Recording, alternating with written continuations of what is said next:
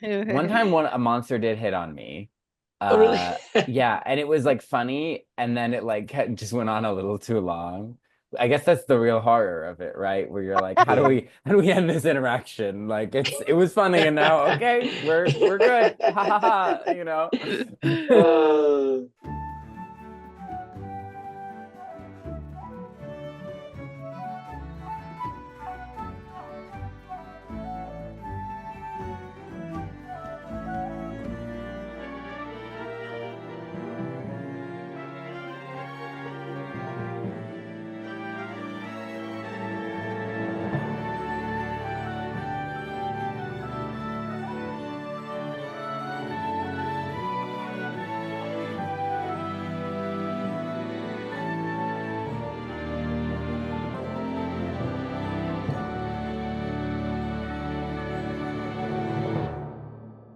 What up, fantasy? Welcome back to Not My Fantasy, the show where we talk about fantasy films and the lore that inspired them. I'm Cullen. And I'm Hannah. And today we're here with a Los Angeles-based author, screenwriter, and journalist of the horror sci-fi genre, Mike Lera. Hello, hello. How are you guys? Thanks for Good, being good. here. Yeah. Thanks for having me. Appreciate this. Yeah, I've been like you've been in my mental list of people to have on the show for a long time. So this is like the perfect chance. So thank you for taking the time. Oh yeah, yeah. I heard horror and I came running. It's great. Yeah, Mike's a great filmmaker. I've seen some of his work in like different local festivals and stuff. So definitely we'll do all the plugs at the end and you can find where you can find all his writing and short films and other exciting content. But today we're here for I guess this is our official, it's been spooky season. I guess this is our official Halloween special Yeah. because I'm in my pumpkin shirt. I got my Oh pumpkin yes. mug with pumpkin coffee in it. Uh-huh. And I'm in the poster of the night. I was actually in the original Night of the Living Dead. I was cut. Mm-hmm. Oh, Because you're in darn, man. color. Yeah, yeah. I didn't get the How do you memo. stay so preserved? Yeah. Yeah. And Hannah's one of the dead today. Yeah. I'm bopping along with them. We're going to attack a farmhouse. No big deal. Yeah, NVD. Today we're talking about the 1968 Night of the Living Dead, which is not Uh-huh. the only Night of the Living Dead, as I found out the hard way when I watched the 1991 last night. Oh man. Poor you. And I was sitting there being like, I'm like, okay, this is like, because at first I was like, is this right? And then I was like, it said the director's name, and I was like, oh, okay, like this is George Romero, Night of the Living Dead. And then I was like, some of this is like oddly kind of progressive for 68. Like Barbara's character is like kind of like a Terminator, Laura Croft type thing. And then there were shots I was like, how could they get away with this in 68? And then at the very end they say 89 and I was like, wait, fuck. It was remastered. Yeah, I was like, what is happening? Because I had been thinking like, okay, like this film quality seems really high. Like this is Yeah. starting to give 80s. And then I was like, oh, it came out in 1990. So, but we're talking about the 68 original. Yes, Mhm. yes. Directed, edited, cinematography by George Romero. Now, this was my Sure. first time, obviously, because I could watch the wrong movie and think it was correct. But what about Mike? I'm Yeah. guessing this isn't your first time with Night of the Living Dead? It actually isn't my first time, but it was actually like my third time. Okay.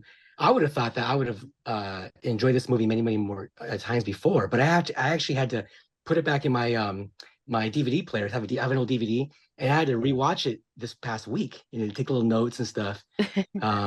Yeah, so this is I've seen it a few times, but I had to kind of regurgitate my mind a little bit and remind myself of this movie. So, but it was fun. Yeah.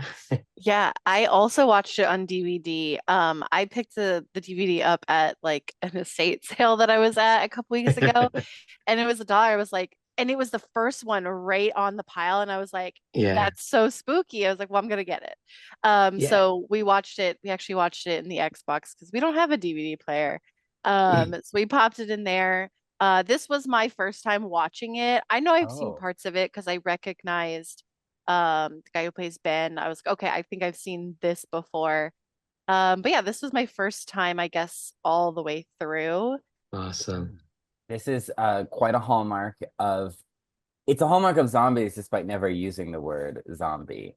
Yeah. But it is a huge turning point of zombies in pop culture. Yes. Um, it was written by Romero and John Russo. Hmm. It stars Dwayne Jones as Ben, which was like a big deal in that like this wasn't common for like a Yeah. black actor to be cast as just the lead in Yeah. a horror movie. And people when people asked him about it, he was like, "Well, he gave the best audition." So Yeah, it didn't really matter. That's what George Romero said in his interview. He said he was a good actor. He yeah, Yep. wasn't in, yeah, it was nothing. He had nothing. He wasn't trying to start controversy or anything. He just, yeah. it was what it was. Yeah, Yeah. Yeah. he was just the best guy for the part. We Yeah. have Judith O'Dea as Barbara, Yes. which you have met Judith before. I did. Yes. I met her Yes. at I met her at Monster Palooza. Actually, it was a smaller Son of Monster Palooza some years back. She was at her table and just kicking back. And I walked up to her and real sweet, real nice lady and stuff. And I gave her this little interview from my YouTube channel. And she was just the nicest person. She was telling us about George Romero, what it was like working with him on the set and what the whole experience was like. They all called him Uncle George on the set, and Oh, she was able to kind of disclose her opinions on 1968 zombie movies compared to today's versions, Walking Dead, yeah. for example. So that was kind of neat that she was sort of like talking about the past and today's zombie movies. So coming from her, Yeah. Yeah. Very uh, cool. I'm glad she yeah, was having a good time because Barbara certainly wasn't. she was nuts. We have Carl Hardman as Cooper, who is also a producer. Yes, Marilyn Eastman as Helen Cooper, Keith Wayne as Tom, Judith Ridley as Judy, Kira Scahn as Karen, and Russell Streiner as Johnny. And it first premiered in Pittsburgh, which is where the film takes place, outside of yes, Pittsburgh, with a budget of around 114,000 to 125,000. So low budget. shoestring, very Yeah. shoestring. Mhm. Yeah, and I mean, because it's in black and white, it's like very simple. Domestic gross 12 million, international gross 18 million, over 30 million total gross. We got some fun facts. Hannah, you put in some of these fun facts. So, I did. So basically I learned that Romero, Hardman, and Striner, their production company worked on Mr. Rogers' Neighborhood segments. And I was like, Wow. wow, that is very different. Okay, okay. So that was kind of fun. Also the film comes out before the MPAA rating system. Yes, So yes. clearly they're getting away with some stuff before they had to rate it. So that's kind of fun. Also, the first city that appears on the TV when they start listing like the safety locations you can go to is Youngstown. That's the general area where I'm from. So that I saw that and was Ooh, like, nice. whoa, that's crazy. It's like Pittsburgh, that's close, but I was like, literally the first one is just Youngstown. I was like, wow. Wow, So wow. yeah, so you really just are some one of fun Nice. the facts. living dead from, I yeah, am. yeah, Yeah, from the Midwest, from the Midwest.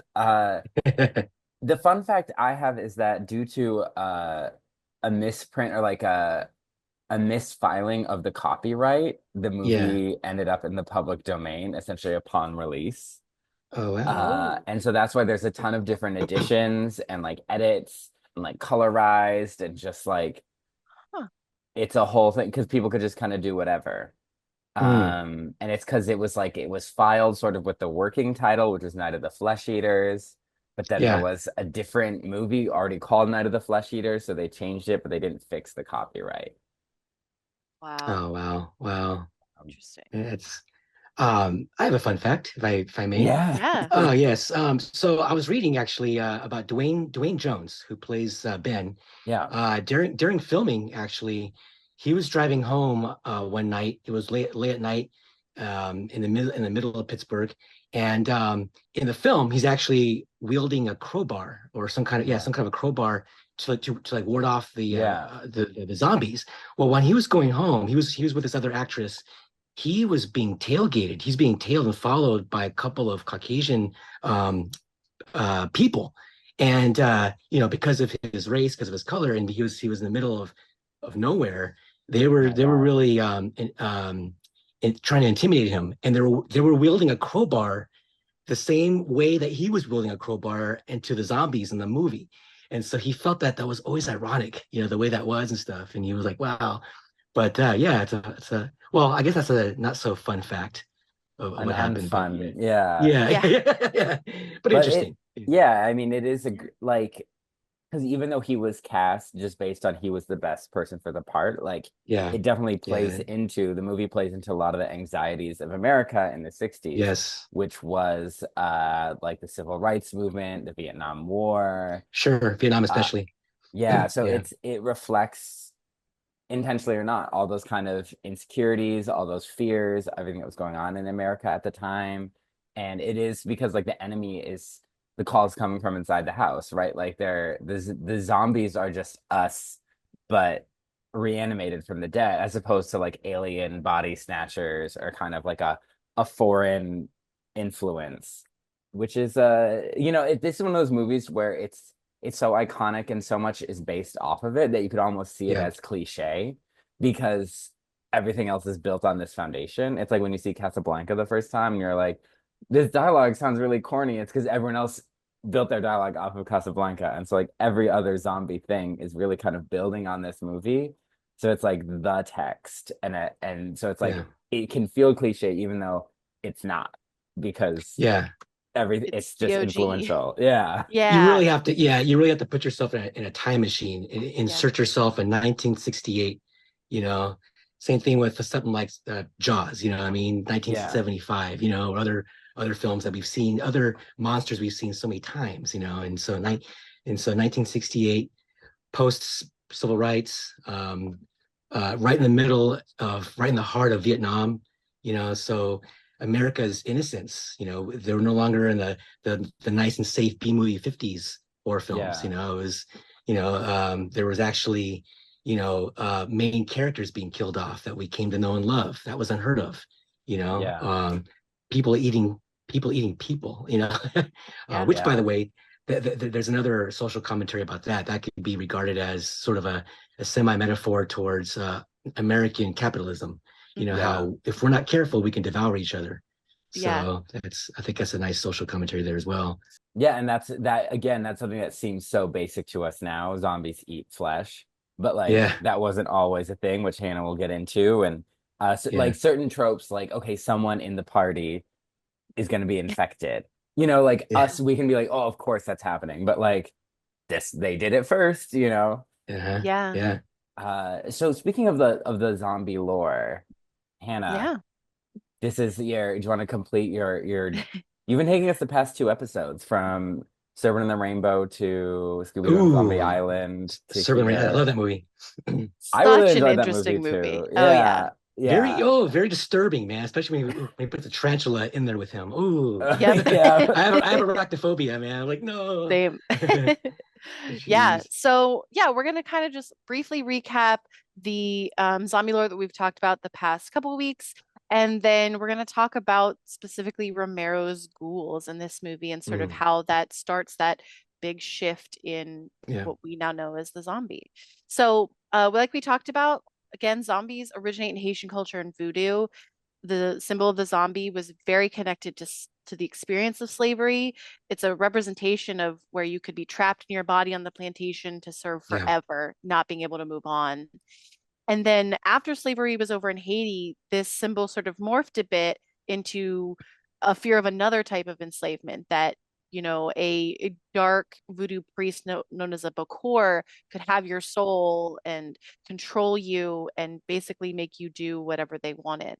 Then we talked about in Serpent and the Rainbow about sort of, what natural phenomenon could be occurring to cause zombification. And we talked about the paralyzing agents that make you appear dead, and then potentially that, the Bokor could unbury you after you've been buried alive, so exhume you, and then yep, force you with like another concoction to be, very suggestible and kind of out of it.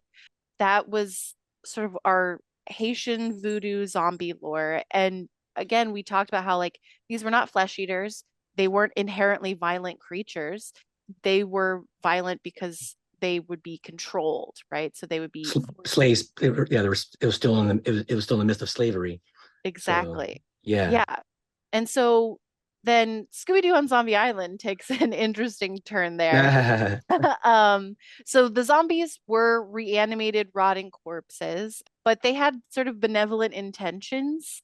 They were there to warn the Mystery Inc. gang, but it wasn't rooted in any specific magic. We talked about how, even like the werecats and like the cat worship was not given like this is, you know, a type of magic. This Yeah. comes from a specific They area. It was, breezed by. Okay, our cat god, and you're like, what god? I'm yeah, like, exactly. New World Settlers.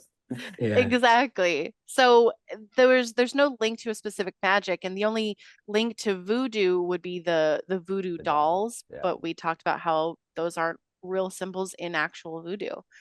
And then we also talked a little bit about blood drinkers and creatures who consume blood and life forces to maintain immortality and youth.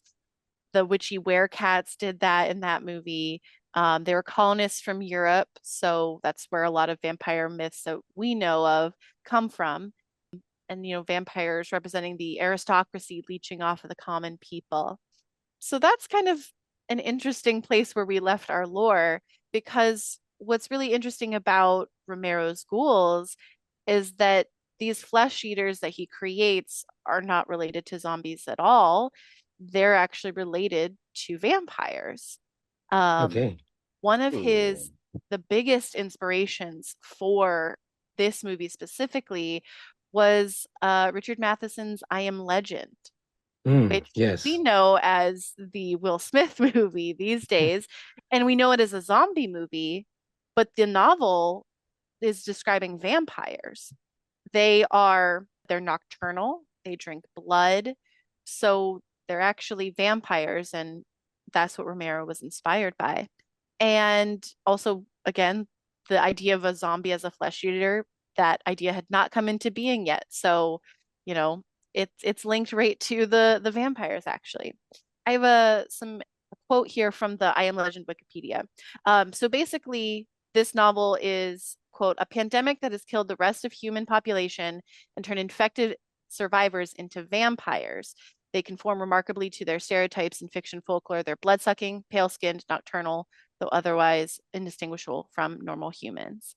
And also, what's interesting about this book is that it was actually one of the first to popularize the idea of a worldwide apocalypse wiped out by disease, which is a Zombie common apocalypse. Yeah. trope in zombie films now. So yeah, Romero's ghouls became zombies because Italian producer Claudio Argento, he had the international distribution rights to 1968's Dawn of the Dead or 78's Dawn of the Dead, and he called it Zombie, Zombi. Yes. Argento. Oh man, you gotta love him. Yeah. And so Italian spaghetti horror. yeah, exactly. And so basically so they kind of latched onto all of the Dead series, Living Dead, anything Romero with the Living Dead would be like, oh, these creatures are now zombies, and it sort of just stuck in pop culture.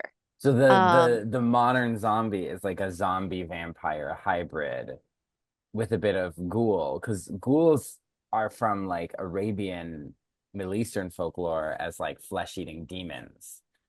So yeah, it's really what an evolution.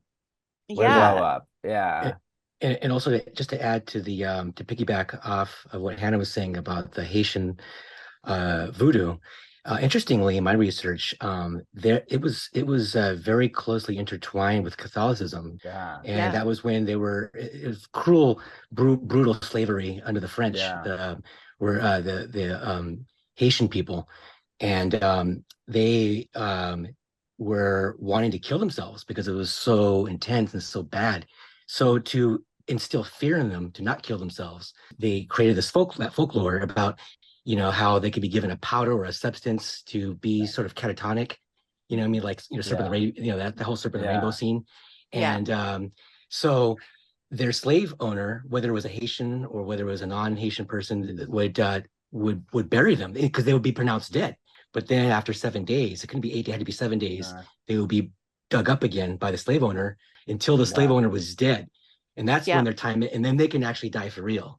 But they had to stay like that. So Yeah. that was sort of like the folklore of the time. Yeah, and we talked about that in the Serpent and the Rainbow episode.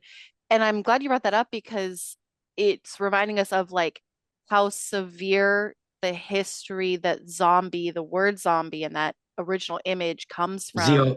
Zombi, right? Yeah. Yeah, and so Yeah. it's like remembering where that comes from and how far we get from that, especially nowadays. Yeah. Um, but yeah, so I'll kind of talk a little bit about, again, from the Zombie Research Society. They had this fun little graphic that was sort of like the different types of zombies, and the Romero zombies had its own category. So just like the characteristics they listed, they're dead people that become zombies. The infection from a zombie bite's lethal. Their speed is just walking pace. Walkers, not to be confused with Walking Dead walkers. They don't have special powers, but they're sort of mindless. They still have like human strength. I noticed in the movie they can actually still problem solve. Yeah, they That use guy grabs the tools. brick and Yeah. beats the window open. Yeah, so like they still have a little bit of thinking in there. There's also no cure for this zombie virus, so to speak, and their weaknesses include fire and, of course, headshots. Um, that's sort of just a little bit about like what the ghouls are, how they became known as zombies. And we'll kind of talk now about like you said, some of the themes in the movie. So some of like the film history that's come out about this movie, talking about how it plays a lot with taboos, and one of the big taboos is Hmm. cannibalism. Yeah. That I mean that scene is really creepy when they're Yeah. just like nomming Oh on yeah. Yeah. bodies. Even for today's standards, the whole close-up shot Yes. of that, the whole close-up shot of that one zombie eating the flesh of Yeah. the characters, Tom and Judy. Yeah. Poor Yes. poor teenagers, and they Yeah. die. It's like, And it's yeah, like you see like one of them has like an organ, like a liver or yeah, something. Yeah. yeah, And yeah, and again I thought about that, the fact that like the yeah, MPAA's rating system wasn't around. And so it's like imagine being in 1968, you're like, okay, I'm gonna go see this spooky movie. That's gonna be cool. And then you're like, whoa, okay. Yeah. It's like, yeah, wow, there are literal like there's what you would assume is cannibalism at this time, because again, zombie didn't exist yet. Yeah. So it's literally like, yeah, this is like or a Yeah. supernatural form of cannibalism. yeah, Um, but so film historian Robin Wood actually interprets the flesh-eating creatures as like the critique of American capitalism, like we talked about. Quote, Wood argues that the zombies' consumption of people represents the logical endpoint of human yeah, interactions under capitalism, which I thought was an interesting line. The yeah, devouring each other. yeah. No Very much to your survivors. yeah.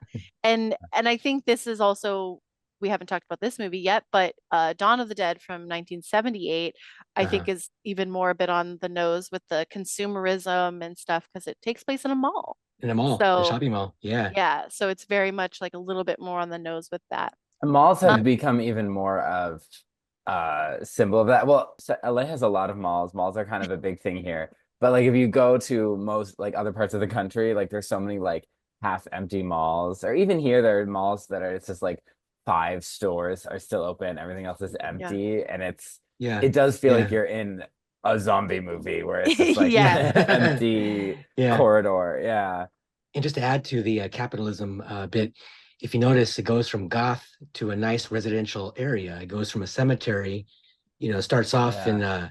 Night of the Living Dead, a cemetery, and it goes to a humble abode. Yeah. The safety, the safe confines of our house. And so Yeah. that's where stuff like our greed, our wants and our needs and our wanting to consume things like that.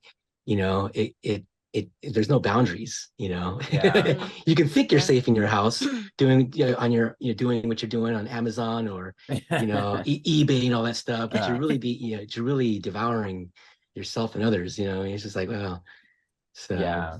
Yeah. So we talked a little bit about Mike Mariano's article from The Atlantic, The Tragic Forgotten History of Zombies. And he has a couple of really interesting quotes that we'll talk about. Quote, for a brief period, the living dead served as a handy Rorschach test for America's social ills. Various times they represented capitalism, the Vietnam War, nuclear fear, and even tension surrounding the civil rights movement. And if we Yeah. talk about this movie, I It's mean, like this was all of just a those. it is literally all of those. It's just a few years after the civil rights So civil rights movement, movement. Yep.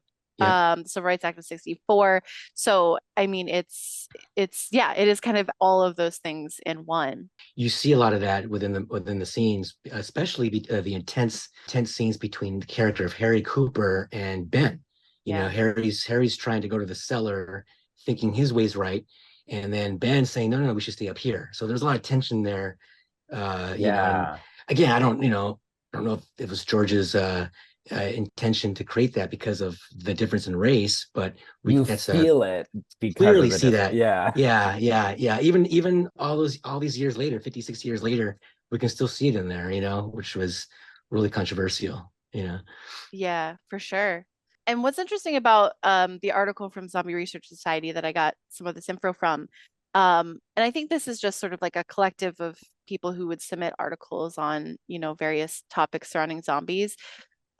So this this person basically writes or sort of denies that there's any quote complex evolution of the Haitian zombie into its current pop culture form.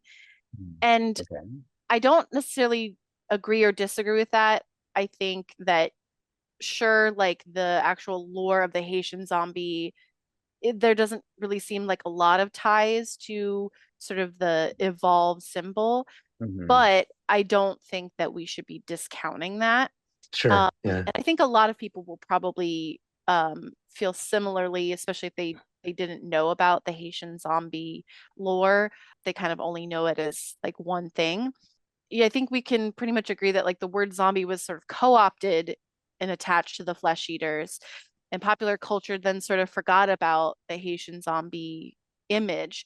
And there's a ton of merit in exploring that evolution and how the two types of zombies emerge. We have how the zombie from Haiti and Haitian voodoo emerge, and then equally interesting and important to talk about because we do lose that really intense imagery's history. Yeah. So again, from Mariana's article, quote, but the zombie myth is far older and more rooted in history than the blinkered arc of American pop culture suggests. The original brains eating fiend was a slave not to the flesh of others, but to his own. The zombie archetype, as it appeared in Haiti and mirrored the inhumanity that existed there from 1625 to around 1800, was a projection of the African slave's relentless misery and subjugation.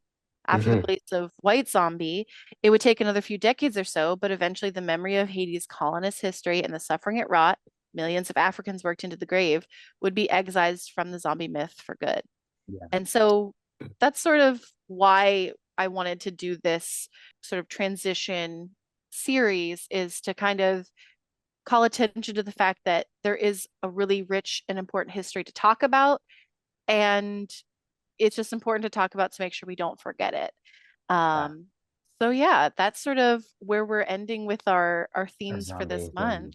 Well, But because I yeah, think we've talked a lot about the evolution of different creatures on this podcast, whether like we talked about unicorns and the evolution of like what a unicorn means, or yeah, even like a fairy, right? And you go from like mythology and like Celtic mythology to like French literature, and then you have like the offshoot of like elves, and then you get Tolkien, and then you get Court Oh of yeah. Thorn and Roses and like Fairy Smut. That's out now, like that's a thing. So it's like a fairy in a French fairy tale and a fairy in a Court of Thorn and Roses, and like what someone means when they say a fairy in like a medieval text are all going to be very kind of different concepts that at a certain point barely have anything to do with each other, but they do Hmm. kind of they have a shared history and they borrow and like, oh, I'm going to take this, I'm going to get rid of that. And like these creatures evolve. So I feel like the modern zombie is still connected to the Haitian zombie, even if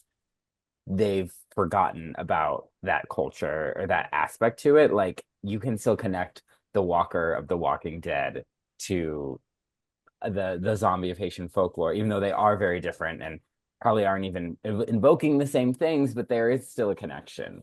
And Yeah. that's just how Mhm. creatures and ideas, stories evolve from time and place. And Yeah. we also forget certain mainstream media like Edgar Allan Poe or H.P. Lovecraft. You know, there were some of the early writers that wrote about the dead, you know, about Dead Rising and stuff like that. Yeah. You know, and of course, White Zombie, 1932. I think Hannah addressed that one. It was, you know, I mean, it was out there. You know, I mean, and Yeah. I mean, even 1940. I think, Frankenstein. yeah, yeah, that could be. Yeah. Yeah, hey, there you go. Yeah, like, uh, and then Frankenstein eventually was afraid of fire, and that wasn't any yeah, Mary Shelley yeah, yeah, novel. yeah. And 1943's I believe it was called I Walked with a Zombie. Hmm. I could be telling, yeah, but it was a 1943 movie, and that was before the Night of the Living Dead came out. But yeah, some early stages of zombie cinema there. So yeah, yeah, movies that I forget about. You know, I was like, oh, that's right. You know, it's got a yeah, little lineage there. You know, yeah, all the so way yeah, to the Disney Channel series where they use zombies as a metaphor, essentially yeah, for like the Little Rock Nine. yeah. uh, Wow. Sleeping Beauty. so Hey, Sleeping Beauty. yeah, you wrote up. But yeah, so we'll eventually get to Zed and Addison. Hannah is fighting, but Cullen keeps someday. threatening me with it. Is he threatening you? Yeah, But eventually. eventually, I think a new one is coming out. So maybe Oh when that God. no. Oh boy. But before we get to Hannah's true nightmare, let's get into the Night of the Living Dead. So it was very interesting to watch this one after watching the The 1990 one, 90s because version? yeah, because I am not a horror fan. It's very draining to me, I think. I think it's like it's not that I'm like, oh, this is garbage. It's like, or even that I'm that scared. It's just like very emotionally exhausting for me because I'm like, Mhm. I'm experiencing what they want me to experience. Like I feel horror the entire time. And just like this kind of like abstract sense even of just like the inhumanity that you're witnessing. And like that is the point. Mhm. But yeah, for it's just that I'm going to Not Scary Farm later, which Ooh, I nice. vowed I would never do, but our friend Alyssa is moving from Los Angeles. She wanted to go before she left, so I'm going, but I'm like dreading Yeah. it. I'm like, everyone's just gonna, they scream in your face, and then you jump, and they're like, ah, and you're like, get out of my face. But it was cool to see like the differences between the two movies, and like they are very similar in a lot of ways, but just like some certain slight differences. Beyond obviously like aesthetic and era, it's interesting to see like what was changed. Starting with the beginning, we start with the car driving to the cemetery Hmm. with Barbara and Johnny. And in the 90s remake, I could not wait for Johnny to die. I was like, oh, this guy sucks. Like, please kill him off. And this Johnny still sort of sucks, but not quite as much as the one in the 90s. This one, it's like, I see how you would be distraught that he died. Whereas in the 90s, I'd be like, yeah, I'd feel good. I'd be like, oh, great, finally get rid of him. Uh, yeah, because we open with they're visiting their father's grave, Yes. and he lives out in the country. So once a year, their mom makes them go, Right. and Johnny is fed up with the long drive. Barbara's just trying to make the most of it. She's praying at the grave. And he's like, church is for Sundays. And she's like, well, I don't see you at church either. Sibling rivalry right there, man. Yeah. And again, it's like it is interesting to see. It's like we are supposed to see him as annoying, but like how a little more subdued that rivalry is compared to a 90s movie. And Right. this made me think of when we talked about earlier this month, we talked about Over the Moon, which is an animated feature that was partially made by a Chinese company, and how she was a little more subdued in her when she was annoyed, because like in their Mhm. culture, like if she just went off on an adult, it would be like it's more taboo. Whereas like in American, like modern American pop culture, like people just go off on each other all the time. And so you can see that like some of the same interactions that they had in the 90s version are here, but they're a little more subdued because that was like Mm. the culture in the Yeah. 60s. was you would maybe the remark would be pointed, but it wouldn't be as explicit. And you see that with like Helen and Cooper, and Hmm. that was just like an interesting kind of cultural lens. Trying to make lemons or lemonade out of the lemon of watching two movies that stress me out. Uh, but yeah, they're praying at the grave, sibling rivalry, and he's like, "Oh, are you scared? They're gonna come get you." And They're she's like, coming to "Ah." get you, Barbara. Yeah, and he's The like, she's infamous like, line. "You're such a Yeah. child," you know. And then they see this guy walking, and he's straight up like, "Oh, he's gonna get you," and like leaves, and then the guy starts attacking her. Yeah. Yeah.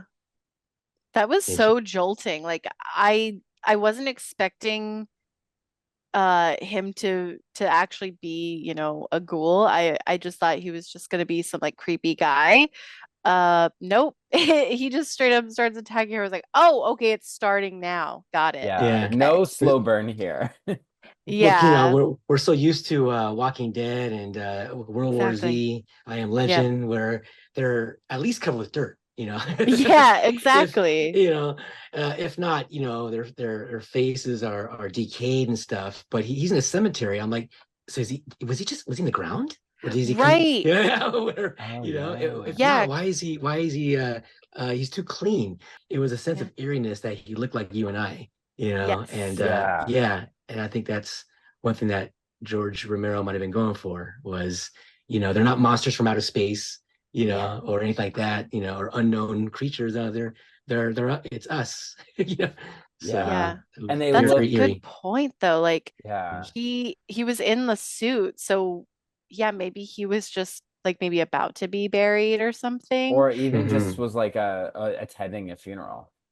Yeah, Well, yeah, it was supposed to be that, right, that like the recent dead have been infected and come Yeah. back to life. So that's why I'm thinking I was like, maybe he was just like laying down in a coffin and then got up. Yeah. So creepy. But yeah. basically, yeah. I mean, if you want to go further with the plot thing, I think it was radioactivity because I had to really research the plot. I was like, okay, what's how are they rising? It Yeah. Yeah. was radioactivity, pretty Yeah, much. they say It's that kind of like Yeah. the later on. Yeah. they took the comic book way out of it and stuff, and That's radioactivity, true. those traits of the 50s, I mean, being Yeah. Yeah. Yeah, so exactly. pretty much radioactivity from outer space was resurrecting I guess what Hannah was saying, the recent Yeah. dead, I want to say, but it Yeah. didn't have to Hmm. be from the grave. It could have been from a mortuary. Yeah. Uh, True. it could have been from other places where they recently had just died, or in the case with a little girl when she had just died, she just Yeah. got up and doing her thing. Yes, it is a coward's way out, but it's also fully divorcing the zombie from magic.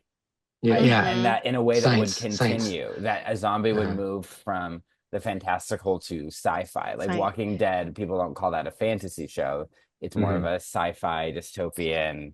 It's coming up with the an actual explainable cause for something that is supernatural or mystical. Yeah. Yeah. Sure, Kind of sure. like from the Serpent and the Rainbow, it was sort of it's both, but it's now moved away from also having mystical elements. It's just like Yeah. there is going to be a scientific reason.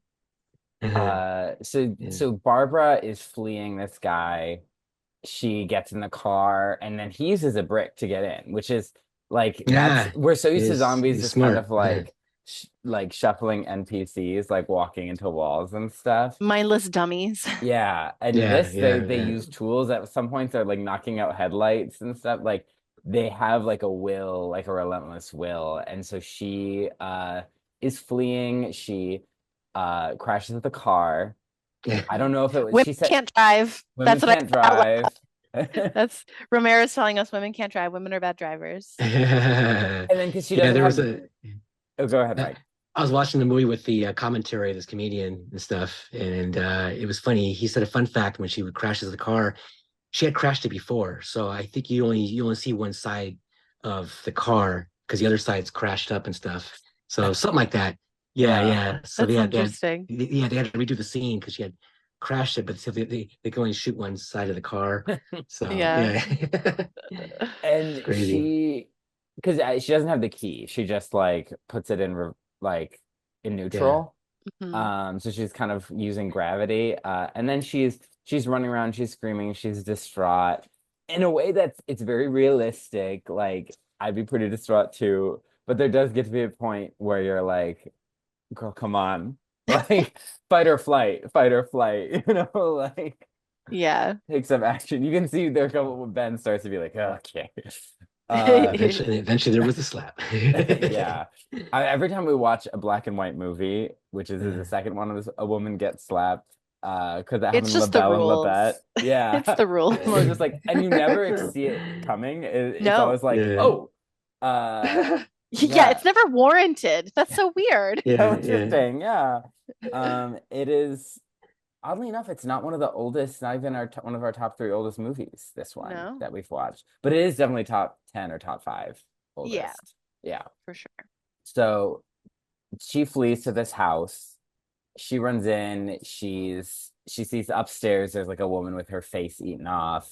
Mm. She grabs a knife. So she does have some sense of, okay, I need a weapon. But she's just kind of like confused as to what's going on, and more walkers, more ghouls are approaching. Ghouls. Ghouls, and they're all early on. They're all men, and they're definitely Hmm. like definitely borrowing from the vampire that kind of concept of like a sexual threat, Yeah. Hmm. with them grabbing at her, and in the 90s remake there's much like they're ripping her clothes and stuff. So there's this fear, and then Ben shows up in a truck and starts bashing the zombies. Yeah. Hmm. And he like gets in the house with her, and he's locking up, and he's like, hey, what's going on? Is this your house? Like, is there Yeah. food? Is there a phone? Well, the phone she tried earlier doesn't work, and she's just kind of staring at him.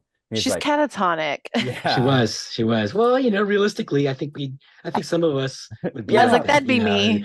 To be fair to Judith O'Dea. Yes. Exactly. To be fair, I Yeah. think they really extend it A little too much longer. though. Yeah, Yeah, you're like, it's It's very like, realistic, but I am watching a but movie. but this is cinema. Let's just Yeah. okay, Yeah. okay, enough. Let's Enough. snap out of it.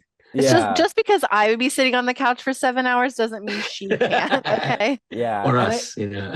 I do think there is Yeah, a bit of a people do have a fight or flight sometime, where you're like Yeah. yeah, it's almost like you'd be catatonic after all this. It's just like, but yeah, so she's kind of in shock, and so he's just starting to board up the windows and doors, using anything he can, because the radio's saying stay put. They're telling people not to go home, and this is where they start to kind of explore that. He explores the house. He finds guns. He finds tools. They start to share backstories. So yeah. he was in a diner, and then everything That's went right. down. He grabbed a truck. He got here. The truck's almost out of gas, but he saw there was a gas pump here, which is why he pulled over.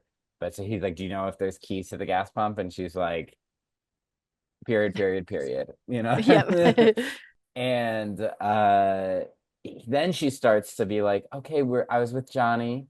He wanted candy and there wasn't any. And he's like, oh, okay, this is not going anywhere useful. He's like, you can calm down. You can calm down. Because earlier he was like, you see him almost snap at her, and he's like, okay, just like try and help. And she boards up a little, but like he's like, look for the big nails. He is really just trying to be like, what can she do right now? Yeah. And he is, for the situation, overall pretty patient with Yeah. her and pretty protective of her later on. Because this is such the commentary of like, if you're in a disaster, who you want to be with, and it's a combination of like the I want best and this the guy. worst people Yeah. Yeah, to be in a bad situation with. Like, you think Yeah. at yeah. first she's the worst person to be in a bad situation with, and then you're like, oh no, I'd much rather have Catatonic Barbara. Uh, and so he's boarding up, and she's talking about, okay, Johnny. Oh, and we drove, and he complained that we left too late, and she's like, you're the reason we left too late. And then because that is that kind of like, oh, we were just earlier. Mhm. And then now, oh, Johnny's out there. We need to go get him. And he's like, Johnny's dead. He's Johnny's dead. he's Miss Keisha level dead. Like Yeah. yeah, he's dead. No. And she's like, no, no, he's not. And then she slaps him, then he slaps her, and we go, ooh. Yeah. And then she swoons. She faints. Straight Yeah. up just faints, and he's like, okay, I'm gonna put her back on the couch. And she had been unbuttoning her jacket. Like, oh, it's so hot here. And he kind of like Yeah. unbuttons her like trench coat so she can kind of cool off, Hmm. and just gets back to work. Yeah. Uh, and then when he starts to undo the cellar door, we get two other guys, Tom and Cooper. Yep. Yeah. Uh, and so he's like, so you were here the whole time? Did you hear her screaming her head off? And they're like, oh, it's hard to hear anything down there. And Cooper's like, yeah, we just heard like a racket and the place being torn apart. We assumed it was them. And so Ben's like, oh, so could you hear or could you not hear? Yep. Be so clear with me. He immediately clocked that Cooper sucks. Yeah. Yeah. Cooper, man. Yeah, and he is the worst person to have in a situation because not only is he a coward, he's unhelpful Yeah. and obstinate. But I do want to make a I do want to make a little comment on this one though, because Yeah, at first I was with everybody else saying, "Oh, I hate this guy," you know. But if you notice though, Mr. Cooper was actually right. The cellar was the best place in the end of the movie. So, true. and that spoke volumes actually, because I was thinking about that, and I was like, wow, you know, again, I think Romero, the lines were blared in his mind Yeah, towards racial, all that kind of stuff going yeah. on. So you would think that you know it was, oh yeah, Ben was right and Cooper was wrong and yada yada Yeah. yada. But what did it really matter who what the color of their skin was? I like the fact that I'm not sure if that was the intent there. Probably not, but I like the fact that Ben was wrong. So yeah, It Well, is good he, to have our likable characters be flawed. Like no one wants someone yeah. who's that's perfectly good. right all the Yes, time. But it's yes, Yeah. like yes. I don't know if Cooper was right that the cellar was the safest. I Because think if because all went down there, they would have been eaten by the little girl. yeah, Because they all would have just been stuck down there. it's like Well, Ben was like, we need the cellar as a backup. Like you don't just want to be trapped there with nowhere to run. I think that's sort of what Tommy says, right? Yeah. Yeah, I think he kind of is like, well, we should be up here. That way we can, listen to the radio, see what's going on out there with those ghouls. And then, if the whole place gets, goes to shit, we can go downstairs. It like there you kind of see where where they all have points, but it's like Cooper just wants to sit there and wait, and he Yeah. doesn't want to like take action, and Yeah. he is unwilling to like take anyone's point of view. To be fair, so is Ben. Ben is like, this is my Yep. point of view. I'm sticking with it. But it's I think, as audiences, we want to root for the person who wants to do something. sure. We want to be like, okay, let's take action because as we find out, like his that Cooper's daughter is sick, and so like Helen is much more willing to take action and do whatever to get her daughter medical attention. We'll get into their dynamic, but yeah, they're instantly everyone is clashing, everyone's fighting, and they're like, okay, if we all work together, we can board this up quickly. Hmm. And who's like, no, I'm staying in the basement. And Tom's like, I'll help and I'll get Judy to help. Judy comes up to help, and Cooper goes down in the cellar with Helen and his daughter, and because Cooper wants to take stuff, and Ben's like, nope, everything stays up here. If you want to hide, you hide with what's down there. Mhm. Uh, and Judy's brought up. Judy, it's funny because Judy in the 90s remake was like screaming a lot. And Judy in this one, very chill. So chill, the uh, chillest. Yeah. and Tom was a little bit cool too, but what I like about Tom and Judy was they still represented the youth of the day. How they yeah, were very out of the box thinking, where they were sort of straying away from older Cooper. yeah, When back in the 30s and 40s, it's like, oh yes sir, But Tom and Judy were out of the box going with Ben, and yeah, sort of that spoke volumes of the time, in the Hmm. 60s, 68, 69, a lot of rebellion towards certain things. yeah, So yeah. yeah. That's definitely Tom, encapsulated in this little group, like all the different like uh, generational viewpoints and yeah, Hmm. changing times. And so you can see why people always come back to the zombie well in this style, like things like Walking Dead, because it does create a great situation to kind of like shrink society down to a few people and like play with all those dynamics. Yeah. Mhm. Oh, those are the best. But they're immediately locking up the boards and everything. Barbara's full catatonic. But downstairs we see their daughter Karen, who's sick, and Helen is like, "Oh, so you're not helping them up there?" And he's like, "No, no, we got to stay down here. In the end, I'm gonna be right. They're all gonna come crawling back to me." And this is interesting what you were talking about earlier about like who's right. Helen says to him, "It's really important to you, isn't it? Who's right Mhm.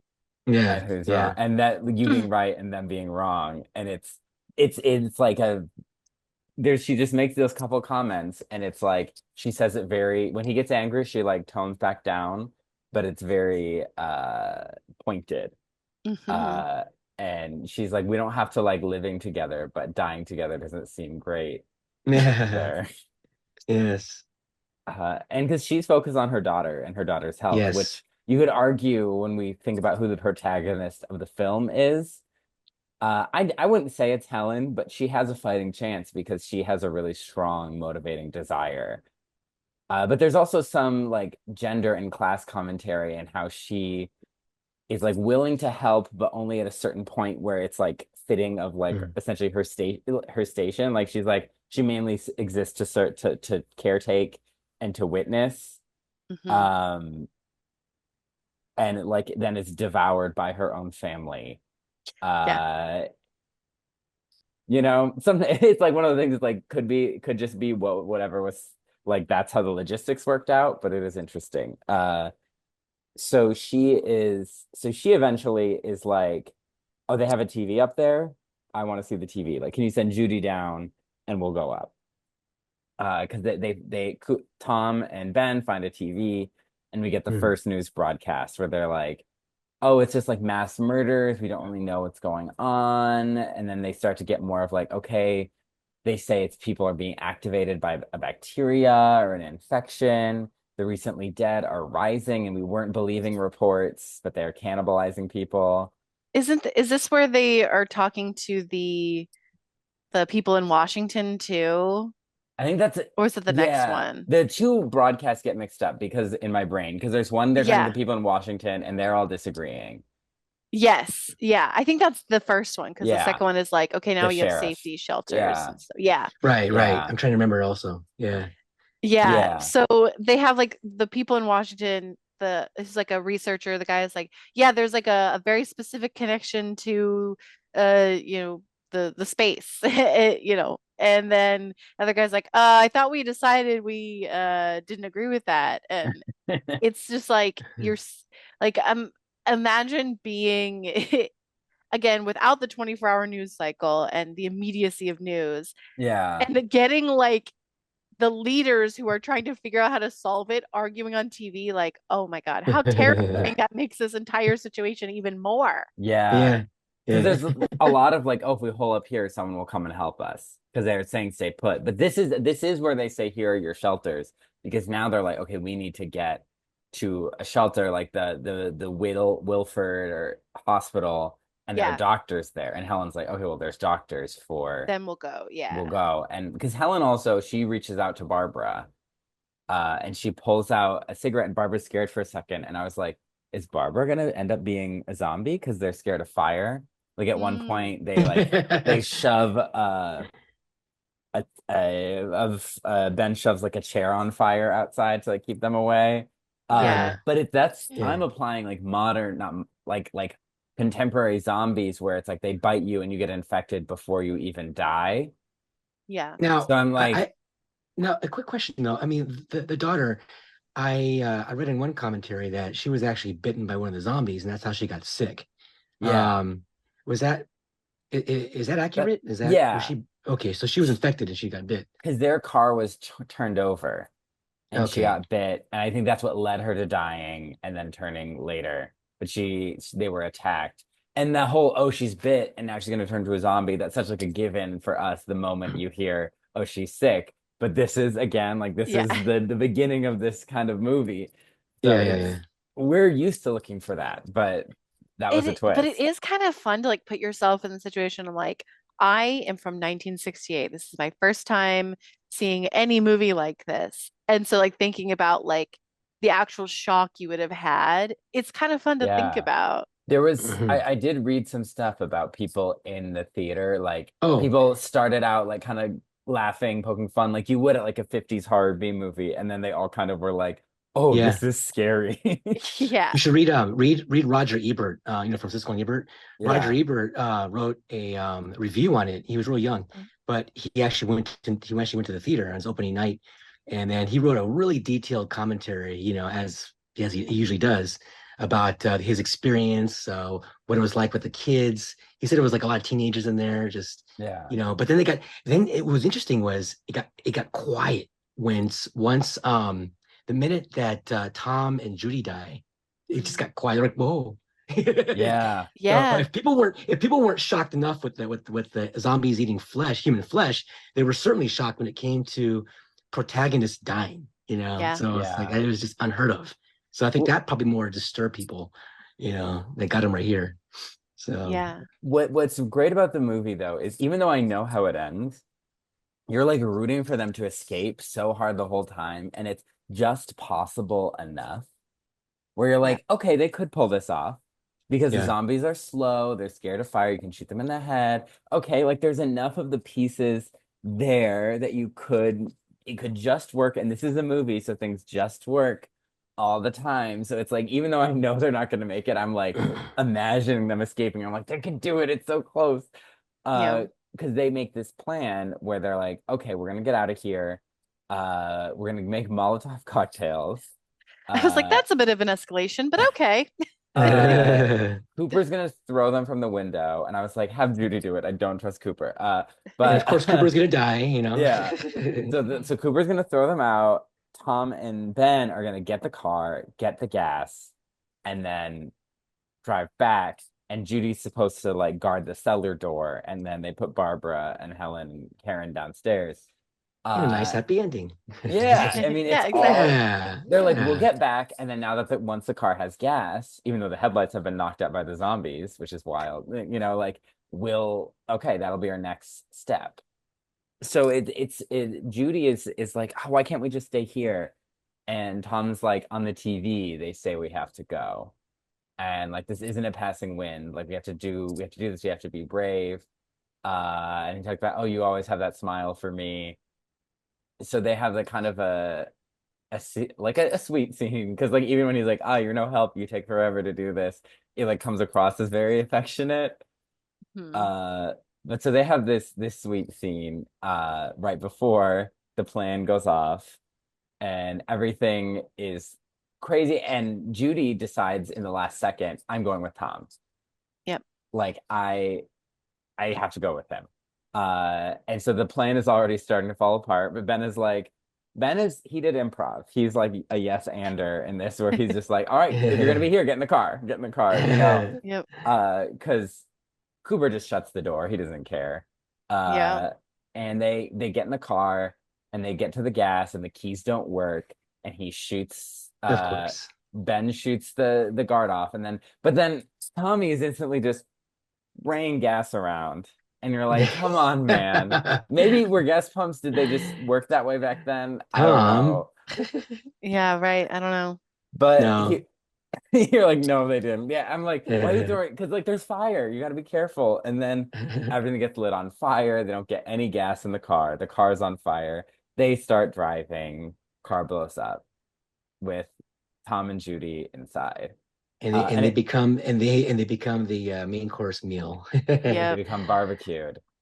Yeah. um, Uh, yeah, extra crispy. and No, because but Judy won't leave right away, and that's what yeah. Yeah. dooms them. What I like about that is that I mean, the real bad guy, of course, who is Harry Cooper, and we're thinking that Cooper is he's the one that deserves it. Yeah, And this is a reflection of today's a lot of foreign horror movies. The reason why they're so scary and horrifying. You got like The Grudge or The Ring or a lot of especially Asian horror films, is that it doesn't matter if you're good, bad, what I'm saying, in between, people get killed off, you can be yeah, you can be the most wonderful protagonist, what I mean, and you'll still get killed, and that's what makes yeah. it Mhm. those kind of movies more disturbing. Whereas, a lot in the US, it's like, no, it's not supposed to, he was a good person. He's supposed to survive in the end and Yeah, stuff. like the Yeah. final girl kind of thing, Exactly. like And so I'm more of a big fan of Night of the Living Dead's lore of, everybody gets it. Yeah. yeah. Yeah. And in some So ways, that is very true of like disasters, like the people who are honorable die along with the unhonorable, and sometimes the scummiest people survive. This is very yes, the yes. Thénardiers and Les Mis. You Hmm. know, uh, yeah, this goes haywire. Ben gets back to the house, and Cooper Yes. isn't letting him in. And Ben gets in, sees that Cooper saw that he was trying to get in, and then just slaps him silly. More slapping. More slapping, but this time you're like, go off, keep it up. You went Sidney Poitier on him. Yeah, Yeah. Yeah, but then like Cooper eventually like helps Ben like board up the door and yeah, then he beats the shit out of it. yeah, Help me He's like, first, "Oh, you're and finally then I'm gonna gonna beat help? Perfect. Now you. I'm gonna beat your ass." yeah, First you help me, then I'm gonna hurt you. yeah. Well, Exactly. because he was gonna let him die out there. Yeah. And this is where Cooper is kind of like, I need that gun. Like I don't care how we get it. Uh, Yeah. and he's no longer, for him, it's not even really about getting Katie or Karen. I think Hmm. he's Katie in the 90s remake, to the hospital. Like that's Helen's goal. For Cooper, it's more about his pride, Yeah, really. getting the power dynamic Yeah, because Yeah. is Ben says, I'm the boss up here, you're the boss down there. If you want to hide down there, you can be Yeah. the boss. yeah, exactly. So then the zombies are really breaking the zombies. Look at me, Freudian. Wow. Wow. Misidentifying these ghouls. So the ghouls are breaking in. They're swarming. This is, I think, we have that second the 3 a.m. newscast Yeah. where they are like, okay, this is people after they die, you need to cremate them immediately. Yeah.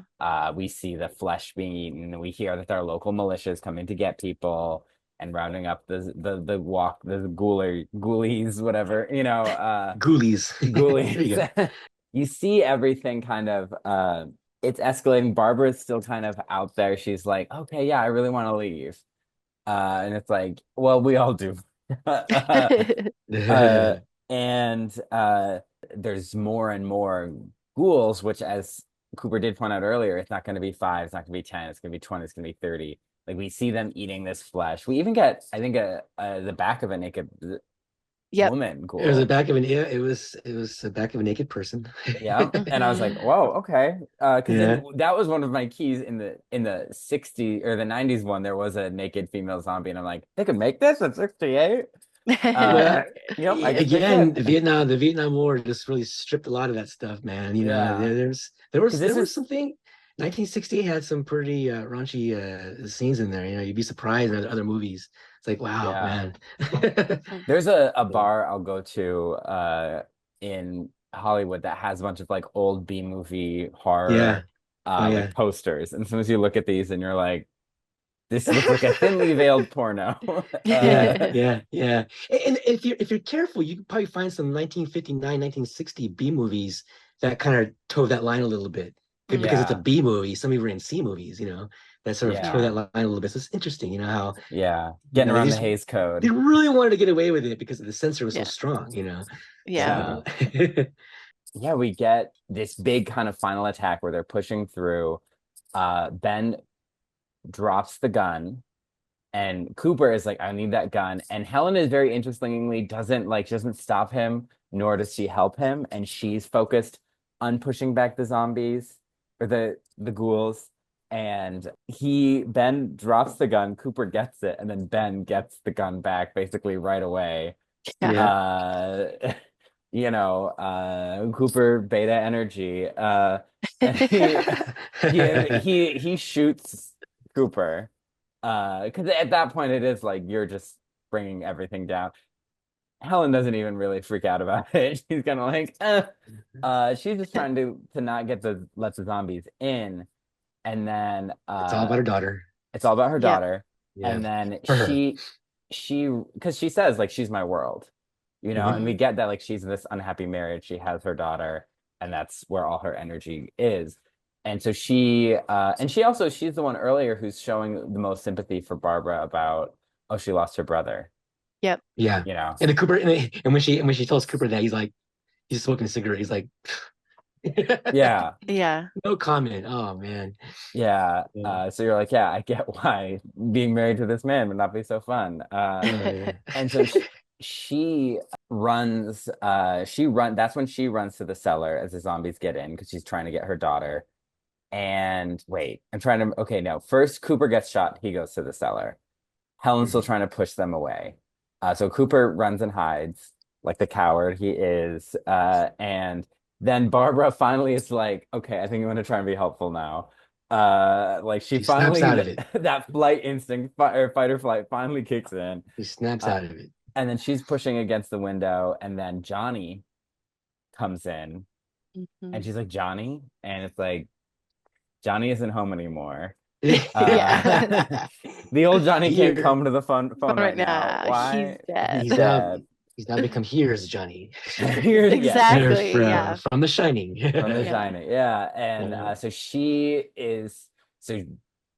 Ben tries to save her, but she's like subsumed into the zombies. And you kind of at first, it's like, especially in the '90s movie, Barbara is kind of the final girl. And so Mm. like, but in this, it's like she's subsumed, she's taken away screaming, and Cooper sees is being eaten by his own zombie daughter. She's been yeah. zombified. When Uh, that scene happened, when because I forgot I forgot what happens to Barbara, and when I saw it a few nights ago, I paused it. I'm like, wait, because I think I was doing something when Barbara was yeah, being taken away from the zombies. I'm like, wait, what happened? I yeah, rewound it. I rewound the disc. And I'm like, oh my god, she's just like be taken away. yeah, Yeah. That was crazy. I was like, oh my god. yeah. It So it really, you expect her because she's the first one we meet. So you right. expect her to survive. And I Yeah. think Hitchcock did a great job with Jenna Lee in Psycho. You know, how Hmm. she started off, you're thinking, oh, okay, she's gonna be from beginning to the end. Nope. She gets killed off right in there in between. Yeah. So which I Hmm. thought was a great Hitchcockian kind of vibe to it.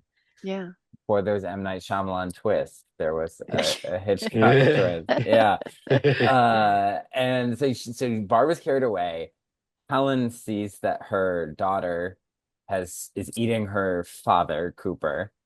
And she's like, Karen, baby. And so she's kind of like seeing her baby, her world collapse around her. And the daughter not only eats her, but grabs a tool Yeah. Yeah. and Yeah. stabs her in a very prolonged sequence. This was actually more graphic. This particular scene was more graphic than the one in the '90s remake. It's that MPAA rating. Yeah. Yeah. Yeah, they're like, Yeah. One of the one of the commentaries I was reading when I was researching was that like one of the other sort of taboos that someone sort of read into was that like not gender specific, but like matricide, like being infuriated by your mother and the want to kill her, that sort of Yeah. like yeah, deep urge that some people that it's I guess common, I guess, yeah, complex relationships and all. But yeah, so like that's sort of the other taboo that it potentially could be exploring is like the killing of a parent that you despise because we don't know Karen's relationship with her yeah, mother. Potentially it was rot because her mom was in a terrible marriage and so she's funneling all of her energy into Karen and maybe that was exhausting, but we don't know. You can we don't only know. assume. I think we definitely get clues that it wasn't really a complete wholesome household there, so Yeah. Yeah. Yeah. plus uh, I think if we're honest, I think if at some point when we were adolescents, 13, 14, I think there was times when I kind of wanted to strangle my parents on certain occasions, so I guess Yeah, they brought that sort of subconscious yeah, out of us, so exactly. yeah.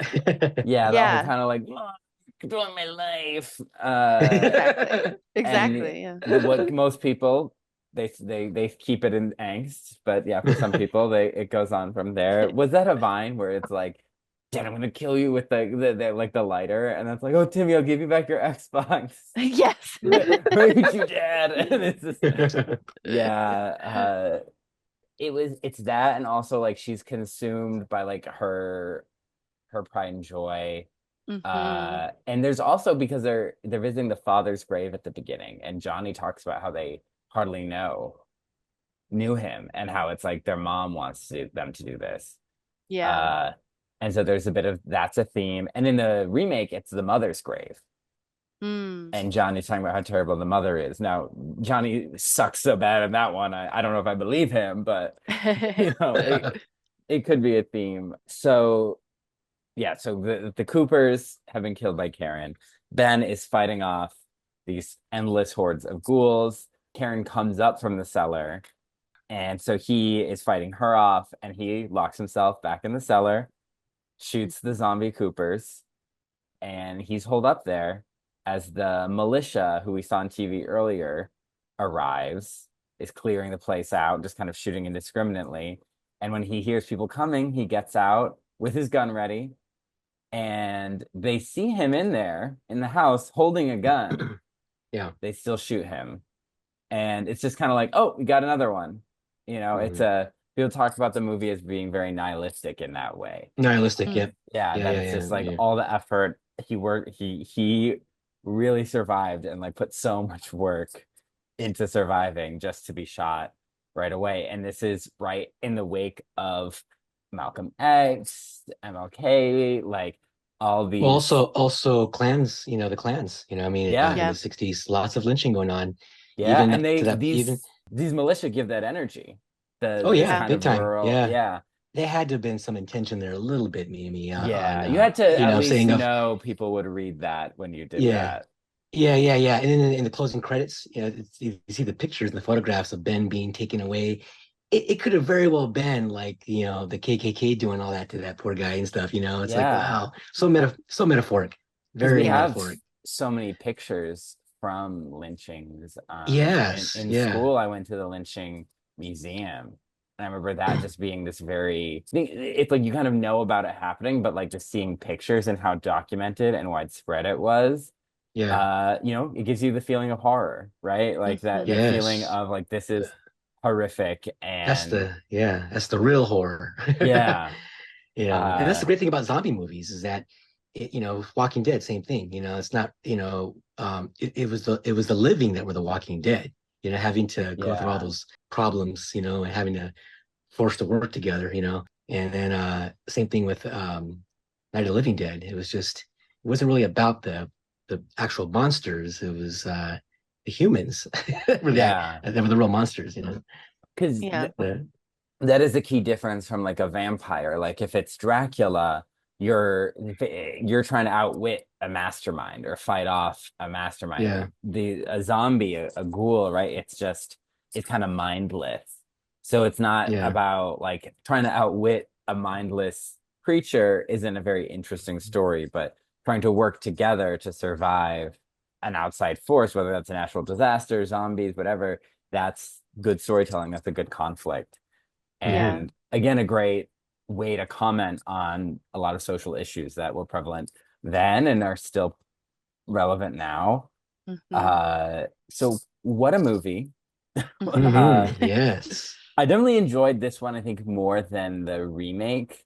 Not Yeah. that I thought the remake was bad, but maybe it's just this one gave me a little bit more breathing room, I want to say. I think sometimes I sure. struggle when it's so much happening. It's like my body's just tense the whole time. And that still was true of this one, but maybe it's just less graphic. I don't know. Yes. Well, no, it was great because it was all done like in real time and just one moment from it was all within one day. And so Yeah. Hmm. it made it more entertaining rather than, some movies take place in the course of years or even series. Walking Dead, Yeah. oh, the endless series. Oh man, But Yeah. with modern day zombie movies, there's more room for hope. You know what I mean? Yeah. Hmm. Whereas in Night of the Living Dead, there really wasn't much hope. No. So when they all get it in the end. Yeah, because But in that's reality. yeah. So Because when yeah, we watched Warm Bodies, love saves the day in that one. Yeah. Yeah. It does not here. Now, if we talk about our protagonist, I said I wrote, is it Ben? Is it Barbara? Is it even Helen?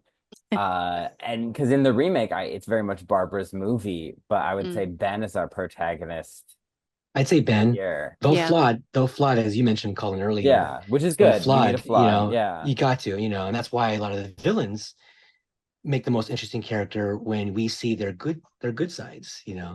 because if you're careful, you can see some good signs in Cooper too, here and there. So I was pretty happy when he got shot, to be yeah, fair. I was yeah, I like, was too. I was too. I was too. You know what I mean? But I yeah. mean, there was some intentions there that were Yeah. all Yeah. totally whacked. So in the beginning. Yeah.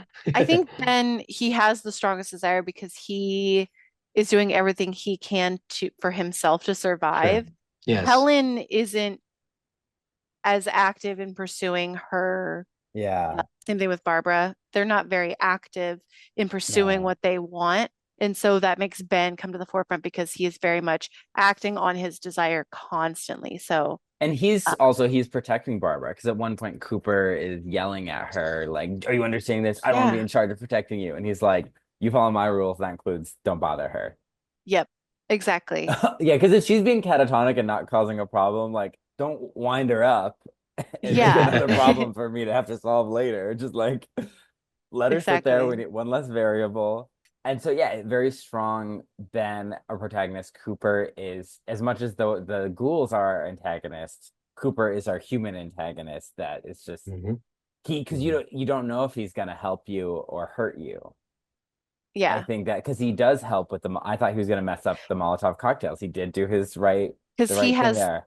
the second strongest desire is to preserve himself and his family. It's not Yeah, about, boarding at the house. It's literally about, I'm going to stay in the cellar. I'm going to be inactive yeah, and just do that. And so, like, they're just competing viewpoints on like the one or few decisions that they need to make to survive. Because then eventually, Cooper's just, he goes along with it for a little while just because, Helen's on his case, I guess. I don't yeah, know why he decides to. Or maybe because he has that glimmer of like, okay, well, maybe this guy's right, but I'm not going to admit it, you know? yeah, Pride. Yeah, Yeah. yeah. And him being an older guy, him being an older person, it was that. So exactly. yeah, yeah, yeah. Our other characters like Tom and Judy are kind of like good supporting characters because they're willing to kind of go along with someone else's with whatever the plan is. But we definitely have more with them in this movie than in the remake. The remake Hmm. doesn't give them that kind of moment of connection about their relationship. Uh, Interesting. yeah, Because they're like the only hope really in this movie. Like it's like a youthful romance because yeah, marriage deader than these zombies behind me, you know? Parents ill, we don't see any hope for her to get any medical care. Uh, yeah, Yeah. Barbara's going to the asylum, It's they're like, and Ben, we don't know much about him or where he's going to be going. yeah. So Tom and Judy are really like, oh, there's like hope, like they could be together and move on from this kind of thing. Hmm. Hmm. Yeah. Yeah. Yeah, there's a lot more like business about in the remake of like him, it's like their cousin's house and their uncle and like don't shoot so and so, we know him, or like just like there's more like Interesting. business logistical dialogue but less emotional. Uh Interesting. yeah. Yeah, because I mean, at first it is kind of like, oh wow, she just breaks into this random person's house, but it's like, well, yeah, I feel like you would do that if you're being chased by someone and you're just like you want to get help, like you could run Yeah. into a house, like that's super believable. It's just But this yeah, as dead the movie lady's goes house. on, Yeah. you're not thinking about whose house is this? You're like, this Yeah. is the house. Like that's all you care about. You don't really Hmm. think about, okay, well, you see the person who did live here, they're dead. Okay, this house up for grabs, you know? Yeah. Having more logistical dialogue in the remake is just like probably, just convenience. They have more of that sort of like, oh, like we know these people, but also to explain away like, okay, this isn't just some stranger's house, like they have a Yeah. connection to the house, but I don't think they really need that. Like I think Right. that's a Yeah. time suck. Yeah, Yeah. because the movies are about the same length. Yeah. Oh, interesting too. Yeah. Yeah. I Yeah. think this movie's really economical with every line, pretty much. Yeah. Like it's just very economical and you get to the heart of like everything you need to. It's Yeah. interesting. And that's a good lesson on storytelling is that, I think to some extent, certain ambiguity, such as Night of the Living Dead, as Hannah was saying, in the remake, just, exposition, explaining things, and when it's not needed, you ruin the movie that way. There's some things you should probably, because they had run a low budget, Yeah. I'm saying certain things got a little missed. They could have maybe added a little stuff in there, but I think with the remake, when you over explain things and you don't leave room for certain ambiguity and stuff, it's just it kind of you lose that kind of let the audience figure that for themselves. The main point Yeah. is this. The main point is this. Exactly. Yeah, Yeah, I think of our when we did our Beauty and the Beast series, right? Because that was the oldest movie we ever covered, I think was La Belle and la Bête from the 40s. And that one, Hmm. there's a lot of ambiguity. There's a lot of interpret this Yeah. how you want. And then there's the Disney 90s one, which is like a mix of like, okay, we explained enough, but like we don't need to go into which teacup is like was birthed by who, and then the remake is like, no, we're spending most of our time, the 2017 remake, explaining the logistics of this curse and why the Mhm. witch was fair and blah, like all this stuff that it's like this story doesn't need this. It's So not it's concerned with logistics. And I think it's concerned with the logistics of like, okay, here's the layout of the house. Here's what I did love though. There was a point where like when Tom and Cooper come up and they're like, oh, so like you have it boarded up. And the shots on Ben, he goes, yeah, like everything's all boarded up. We're safe. And I go, yeah, but there's like an open window right behind you, dude. Like, yeah. yeah, He's like mostly boarded up, and I'm like, this yeah, isn't a mostly all right. situation. But yeah, like it's so unconcerned with logistics, perhaps because of, budgeting things or just, not thinking about it in the storytelling. And I don't know, there's like something kind of freeing about that. Like you are so yeah. hyper focused on the situation. He's right. Yeah. Yeah, and You're that's focused on man, the and that's why you characters. just and that's why you just can't beat a low budget horror movie. It's just because Yeah. most of them, some of them, Some, what I mean, yeah. but yeah, but stuff like this, it's like it forced because of the budget so low, it forces the filmmaker to leave it up to the audience, their own imagination, you Yeah. know. Yeah. So yeah, Yeah, I think you're also more creative sometimes when you have yeah, less. it forces you to be more creative, Yeah. instead of Like, relying on all this budget and money and so yeah. I mean, we've yeah. we've seen some dire CGI masterpieces. Uh Oh, Yeah. and it is simple effects, Because when we see that woman's face eaten off when Barbara sees that, that is yeah, actually like, oh, Yeah. And yeah. I mean, yeah, even these people, like, they don't look any different from us. And to a big extent, I think, especially in the late 60s when this came out, would be very scary. It's just like they're among you kind of thing. Yeah. hmm Like yeah. I think that enhances the horror. So it's like this like small practical effects to make them a little bit more, bloody or whatever. But yeah, I mean, when they're like eating the meat and stuff, like I said meat. Oh my God, they're people. Um, but Meet people, like when they're like those shots of like those ghouls eating, it's like it's freaky, but there's not a lot of practical effects going on. It's just like it's very simple. It was. So Now, of good course, if vibes. if Romero had the budget back then, I'm sure he would have Right. did a little touch-up work. But it worked. It worked for the better, because of Yeah. that. And so, Yeah. yeah, more Because there's eerie. Yeah. colorized versions where they give the ghouls like green skin. I was watching the Oh, colorized version on my DVD actually. Yeah. Sorry. interesting. Yeah, I was like, you know what? I'm gonna use to my advantage. I'm gonna watch the colorized version. So, yeah, it was pretty cool. The colorized version is actually pretty cool. Okay. So that leads to our big question. So it's one question that has two answers essentially. So we ask, was that your fantasy? And you answer, yes, that is my fantasy, or no, it's not. But it is, or not my fantasy, hence the title. But it means both A, is this a good movie that I like?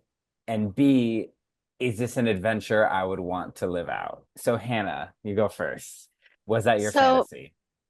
I think this was my fantasy. I love horror movies. I particularly do like zombie movies, and getting to watch like the OG finally, I was like pleasantly surprised. Like I know sometimes I can kind of be a little like meh about older movies and be like, oh, this is boring, but I think like especially from our discussion, it's so economical in the dialogue and the dynamics and just how rich they are.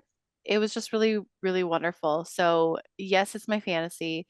I don't, I'm one of those zombie movie lovers who would not want to be in a zombie apocalypse or any sort of zombie situation. So, I would not want to live this out. But I guess, like, if I had to, I would be sticking with Ben, Yeah. a He man can of make a action. plan. A man of action Because can make a I plan. I feel like even in this situation, I would be like, okay, but what are we gonna do? And he would be like, we're doing this, then we're doing this. And I'm like, awesome, let's do that. Yeah. Give me my responsibilities. I will Yep, do those to a T. exactly. So Mike, was this your fantasy? You know what? I'm going to say it was my fantasy. Definitely love the movie. I'm just bummed I didn't see it when I was. I probably would have appreciated it more if I saw it as, say, a 5-year-old when I first saw Creepshow. But I saw Night of the Living Dead a little late in the game and stuff some years back. So that's my only regret. But again, had to put myself in a time capsule. Say I had to throw off everything I know about all my favorite horror movies, 28 Days Later, World War Z, I Am Legend. But like this is the first, you gotta appreciate this. So yeah, I definitely really had a fun time rewatching it this week, especially for Halloween. The second question, I'm gonna have to say yes, actually. I can see myself in Cool. this little thing. It's funny. I'm a big fan of like catastrophes. I like earthquakes. I like things like stir people up because you know it brings people together. It creates camaraderie. So stuff like that. Now, of course, I would not want to be in a house like that. I would want to be in some sort of kind of a institution, facility, military barracks where we're safe, But just to kind of, if I was safe, cool, and then just kind of watching things go down, having to work with people, having to like everybody's on the same plane. There is Mm. no hierarchy, and I can see myself in that setting. Although it'd be scary and morbid and frightening, I was just like, you know what, we're all on the same plane, and let's work together and for some good to come out of this. And I think we're gonna overcome. So yeah, yes on me on both counts. Yeah. I guess for me, I'm gonna say this is my fantasy and that I liked the movie. I love a 90-minute movie. Sure. Yeah. And Yeah. I liked just there's just enough going on where it keeps you engaged, but it's not overstuffed. And Yes. it's very economically written. And so I definitely appreciate it. Now, would I want to live this out? I mean, my first instinct is no. I sometimes in survival movies, I'm like, I think at this point, I'm letting myself die. But there's also a point of me that No, Cullen. a part of me that thinks I'd be very good in a disaster situation, in that I do have a very protective fight or flight urge. So Uh, it's like when I get in that mode, it's like, okay, we're doing something. I don't know if it's the best plan, but like I will take action and I will like do yes. something, I will act quickly. So I think I would be helpful. I don't know if I'd be quite the smart level of plan making, but I would be Uh, like, okay, we're gonna do our best. We're gonna like we just got to do it. I'm probably more of the Tommy in the I Yeah. was situation. gonna say, I could see Cullen being the Tom guy. All right, Yeah, yeah. like, all right, okay, Bruce. we'll go with the plan. We'll make it happen. But it is very high pressure. So that I'm stressed about going to Knott's later, in a few hours. I'm like, Nice. I've Yeah. been dreading it. I'm like, I'm gonna be tired and people are gonna be yelling at me. But at least there's three of us. Because last time I was in a group of two, and when Mm. you're the more scared one in a group of two, but yeah. I was at Halloween Horror Nights last month. My sister works there, so she got me in, it was a preview night. It was 2 days before the opening night, Ooh. so they can bring a guest in for free, and it was awesome. We got to go on all the mazes, all 9 mazes. But as much as I'm a horror fan, I still get like subconsciously freaked out by going into some of those things. Yeah. So yeah, Yeah. yeah. So I don't feel too bad, Cullen. because like I get in and my brain is instantly like, how soon can I be out of this? Yeah, How yeah. soon can this experience be over? So Yeah. yeah, Yeah, I'm just like, love get it. out of my face. Stop screaming at me. One time a monster did hit on me. Oh, really? Uh yeah, and it was like funny and then it like just went on a little too long. I guess that's the real horror of it, right? Where you're like, how do Yeah. we end this interaction? Like it was funny and now okay, we're good. Ha ha ha, Oh, So, Mike, thank you so much for yes, coming thank you on for guys. this. Appreciate this. Uh It was fun. where can people find some of your work? You're a very prolific writer, Oh, thank filmmaker. you. Thank Where can you. people find your stuff? So you can find me at mikelera.com. Very easy. You can Google me if you want. But my website is Mike Lera, Lera.com. Or just Google Mike Lera. You'll find I have a whole page to myself right there. I also Nice. have a YouTube channel, YouTube at Mike Lera. And then I have Instagram, Facebook. On Facebook, I'm Mike Lera author screenwriter. And same thing. So my Facebook and my Instagram are the same thing. Okay. Mike Lera, yeah, Mike Lera .author.screenwriter. So those are some places you can find me at. So Nice. so stop into Mike Lera's Corridor of Horror. That's what my horror page is called. I also have a column. I also have a quarterly column called Mike Lera's Corridor of Horror column for Sirens Call magazine, and reviews and horror movie stuff, interviews, profiles, all kinds of cool stuff. So I also write for Horror Nation. So if you want to Google Horror Nation, you can find all my articles in there. A lot of conventions. If you're a fan of like Monsterpalooza, LA Comic Con, San Diego Comic Con, I'm the nerd for you. So yeah, but a cool nerd. Awesome. A cool nerd. Awesome. We'll Yeah, link definitely all go that check him out. below. Yeah. Yeah.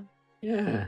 All right. Uh, So, listeners, you can follow us on Instagram and TikTok. We are at Not My Fantasy Pod. If you are listening on iTunes, Spotify, give us that 5-star review and let us know in the comment what you love about the podcast so that other people can find the podcast, become listeners just like you. If you are on YouTube, hi, hello, you can smash that like button. smash the like button, hit the subscribe button, and the notification bell so you get notified anytime we drop another video episode. And let's see, what can they drop in the comments this week? I'm gonna say tag yourself. Which one of Yeah, the people in the house or the walkers? Maybe you're a Johnny person. Who are yeah. you in the Admit, like if you're disaster? like, I would already be dead at this point, that's okay too. You Yeah. know what? I think I'm probably in that boat.